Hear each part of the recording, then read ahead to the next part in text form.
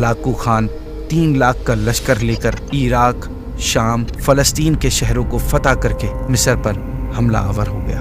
اب یہ بہت خطرناک پوائنٹ تھا کیونکہ مصر کے بعد منگولوں کا خطرہ حجاز کی مقدس سرزمین کے سامنے آ گیا تھا، جس میں مکہ مکرمہ اور مدینہ منورہ کے شہر آباد تھے۔ السلام علیکم ورحمۃ اللہ وبرکاتہ۔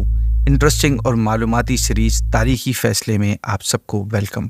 ناظرین، آج ہم ایک ایسا ہسٹورک ڈیسیجن سننے جا رہے ہیں جس کے نتیجے میں نہ صرف عالم اسلام کو سیاسی طور پر نئی زندگی ملی تھی، بلکہ حرمین شریفین میں بھی ایک بہت بڑا خطرہ ٹل گیا تھا۔ اس ڈیسیجن نے خاص طور پر مسلمانوں کی تاریخ پر گہرا اثر ڈالا ہے۔ یہ فیصلہ تھا سلطان مصر سیف الدین قطز اور رکن الدین بیبرس کا دنیا کی سب سے ظالم اور سفاک قوم منگولوں سے جنگ کرنے کا فیصلہ۔ ناظرین، اس فیصلے کی تاریخی اہمیت کو سمجھنے سے پہلے ہمیں اس صدی کے حالات کو جاننا بھی امپورٹنٹ ہے۔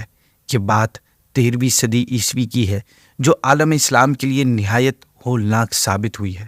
اس صدی میں جتنے مسلمان شہید ہوئے، اتنے شاید نہ اس سے پہلے شہید ہوئے تھے، نہ اس کے بعد آج تک شہید ہوئے ہیں۔ مسلمانوں کی اتنی بڑی تباہی کا یہ طوفان سن 1219 عیسوی میں منگولیا سے اٹھا تھا، جو 1 کروڑ مسلمانوں کو بہا کر لے گیا۔ منگولوں نے چنگیز خان کی لیڈرشپ میں پہلے تو چین کی عظیم تاریخی سلطنت کو برباد کیا، پھر اس نے مسلمانوں کے علاقوں کا رخ کرتے ہوئے سمرقند، بخارا، تاشقند سے لے کر خراسان کے علاقے برات اور نیشا پور سے لے کر دریائے سندھ کے ساحلی علاقوں تک تباہی اور بربادی کی داستانیں رقم کری۔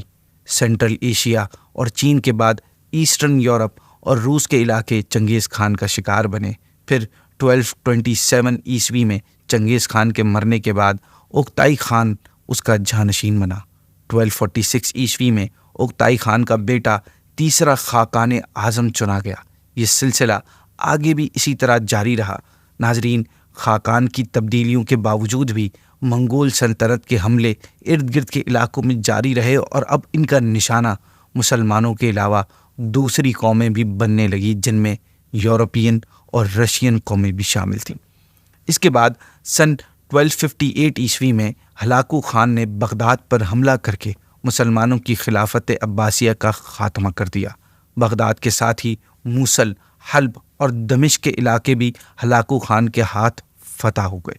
اس طرح منگولوں کا یہ خونی کھیل سینٹرل ایشیا سے نکل کر ایران، افغانستان، چین، روس اور ہندوستان کے اکثر علاقوں، ایسٹرن یورپ، شام، فلسطین اور عراق کو تباہ و برباد کر کے مصر کے دروازے تک پہنچ گیا تھا۔ مختصر یہ کہ 13ویں صدی عیسوی کے مڈ میں منگول سینٹرل ایشیا سے نکل کر چاروں طرف پھیل گئے تھے اور ہر طرف ان کی قتل و غارت گری اور فتوحات جاری تھیں۔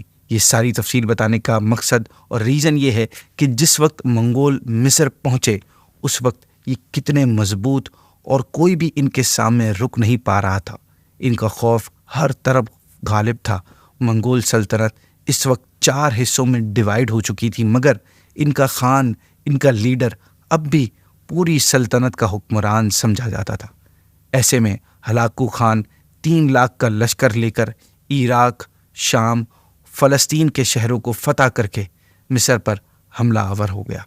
اب یہ بہت خطرناک پوائنٹ تھا کیونکہ مصر کے بعد منگولوں کا خطرہ حجاز کی مقدس سرزمین کے سامنے آ گیا تھا، جس میں مکہ مکرمہ اور مدینہ منورہ کے شہر آباد تھے۔ یعنی اگر ہلاکو خان مصر کو بھی فتح کر لیتا تو اس کے بعد حجاز کی مقدس مقامات تک اس کی راہ میں رکاوٹ اور اسے روکنے کے لیے کوئی بھی مسلم سلطنت نہیں تھی۔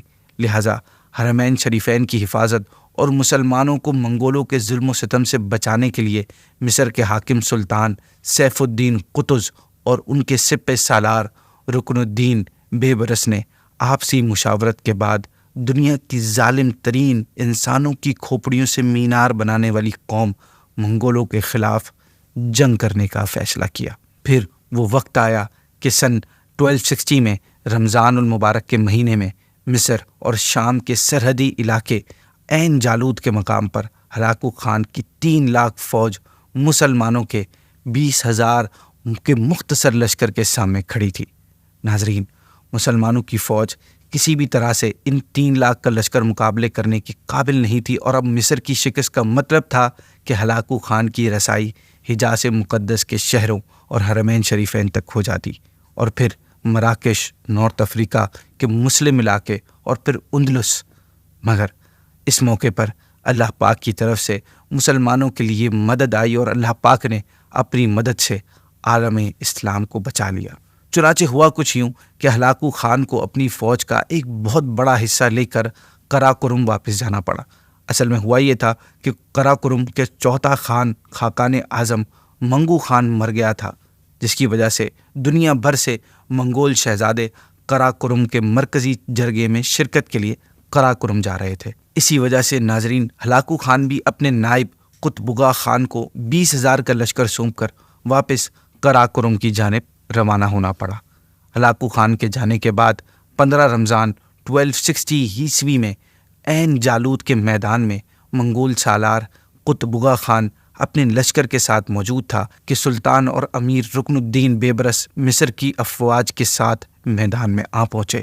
اب ہلاکو خان کی روانگی کے بعد دونوں لشکروں میں سپاہیوں کی تعداد تقریباً برابر ہو چکی تھی، کیونکہ منگول کا لشکر کا بڑا حصہ ہلاکو خان اپنے ساتھ لے گیا تھا۔ ناظرین، رکن الدین بیبرس، جن کے ہاتھ میں مسلمانوں کی فوج کی کمان تھی، یہ منگولوں کے قصے سن کر کہا کرتے تھے کہ وقت آنے دو، ہم ان وحشیوں کو بتا دیں گے کہ صرف وہی لڑنا نہیں جانتے، بلکہ دنیا میں کچھ ایسے لوگ بھی ہیں جو ان کی گردنیں دبوچ سکتے ہیں۔ اور اب وہ وقت آ پہنچا تھا۔ قطبگا خان کو ہلاکو خان کی طرف سے واضح ہدایت تھی کہ اس کی واپسی تک اسی جگہ قیام کرے اور مصر پر ہرگز حملہ آور نہ ہو۔ رکن الدین بیبرس کو جب ہلاکو خان کی واپسی کی اطلاع ملی تو انہیں سلطان کو فوراً منگولوں پر حملہ کرنے کا مشورہ دیا، تاکہ ہلاکو خان کے آ جانے کے بعد منگولوں کی تعداد میں اضافہ نہ ہو جائے۔ چنانچہ سلطان کا حکم ملنے کے بعد رکن الدین بیبرس نے باقاعدہ طور پر آگے بڑھ کر منگولوں کے لشکروں پر حملہ کر دیا۔ عین جالوت کی اس تاریخی جنگ میں رکن الدین بیبرس نے منگولوں کو شکست دینے کے لیے وہی جنگی تدبیر، وہی اسٹریٹجی اپنائی جو منگول جنگوں میں اختیار کیا کرتے تھے۔ وہ یہ کہ رکن الدین اپنے چند دستے ایک گھاٹی میں گھات سے لگا کر بٹھا دیے، اور منگولوں کو یہ ظاہر کیا کہ مسلمانوں کی تعداد کم ہے اور ان کے حوصلے پست ہوتے جا رہے ہیں۔ منگول اس چال میں آ کر ان پر حملہ کرتے کرتے آگے تک آ گئے اور بالآخر گھاٹی میں پہنچ کر پھنس گئے۔ یہ گھات لگا کر دشمن کو تنگ جگہ لا کر پھنسانا انہی منگولوں کا طریقہ تھا، جس کو ان کا سپہ سالار قطبگا خان اپنے طاقت کے غرور اور ماضی کی فتوحات کے نشے میں غرق ہونے کی وجہ سے سمجھ نہیں پایا۔ گھاٹی میں گھات لگائے مصری دستوں نے منگولوں کو گھاٹی میں پھنسا کر ان پر تابڑ توڑ حملہ کرنا شروع کر دیا، اور اس وقت تک ان پر لگاتار حملہ کرتے رہے جب تک وہ تہس نہس نہیں ہوئے۔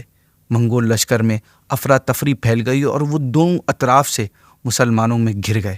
اب بیبرس نے منگول فوج کا قتل عام کرنا شروع کر دیا اور انہیں اس بری طرح سے مارا کہ تاریخ میں اس سے پہلے منگولوں کے ساتھ پہلے کبھی ایسا نہیں ہوا تھا۔ قطبگا خان بیبرس کے ہاتھوں گرفتار ہوا اور بیبرس نے اسے عبرت کا نشان بناتے ہوئے واصل جہنم کر دیا۔ ناظرین، اس جنگ میں منگول لشکر مکمل طور پر قتل یا گرفتار ہوا تھا۔ قاہرہ کی گلیوں میں قطبگا خان کی لاش کو منگول قیدیوں کے ساتھ پھرایا گیا تاکہ ہر ظالم اس کی موت سے عبرت حاصل کرے، اور اس کے بعد ان منگول قیدیوں کو بھی سزائے موت دے دی گئی۔ ناظرین، اس تاریخی فیصلے کے نتائج یہ نکلے کہ عین جالوت کے میدان میں منگولوں کے جنگ ہارنے کے بعد ان کی ذلت بھری شکست کی خبریں شام اور فلسطین کی سلطنتوں میں آگ کی طرح پھیل گئی، جن پر منگولوں نے قبضہ کیا ہوا تھا، جس کے بعد مسلمانوں کے حوصلے بلند ہونا شروع ہو گئے اور انہوں نے منگول حاکموں کے خلاف بغاوتیں کرنا شروع کر دی۔ پھر جگہ جگہ سے یہ خبریں آنے لگ گئی کہ مسلمانوں نے منگولوں سے اپنے شہر واپس لینا شروع کر دیے ہیں۔ مزید یہ کہ مسلمانوں کی تعلیمات سے متاثر ہو کر بہت منگول مسلمان ہو گئے تھے، اور اس طرح دیکھتے ہی دیکھتے شام اور فلسطین کے اکثر علاقے منگولوں کے قبضے سے آزاد ہو گئے۔ اس طرح منگولیا سے اٹھنے والی کالی آندھی 40 سال تک مظلوم مسلمانوں کا خون پی کر 1260 عیسوی میں عین جالوت کے میدان میں رکن الدین بیبرس کے ہاتھوں اپنے انجام کو پہنچ گئی۔ اگرچہ اس کے بعد بھی منگولوں نے مسلمانوں کے علاقوں پر کئی حملے کیے، مگر ان کے قابل شکست رہنے کا تاثر، جو امپریشن تھا، وہ ختم ہو گیا تھا، اور اب مسلمان ہر جگہ پر ڈٹ کر ان سے فائٹ کر رہے تھے۔ اور آخر میں ایک کمال کی بات آپ کو بتائیں گے، وہ یہ کہ منگول جنہیں بڑی بڑی سلطنتیں تو نہ روک سکیں، لیکن ایک غلام، جی ہاں، سلطان بیبرس پہلے ایک غلام تھے، انہوں نے نہ صرف منگولوں کو زبردست شکست دی بلکہ ان کا خوف بھی مسلمانوں کے دلوں سے ختم فرما دیا۔ اللہ پاک ان کی کوششوں کو قبول فرمائے۔ اسی کے ساتھ آج کی ایپیسوڈ کو اینڈ کرتے ہیں۔ انشاءاللہ آپ سے کل پھر ایک نئے فیصلے کے ساتھ ملاقات ہوگی۔ السلام علیکم ورحمۃ اللہ وبرکاتہ۔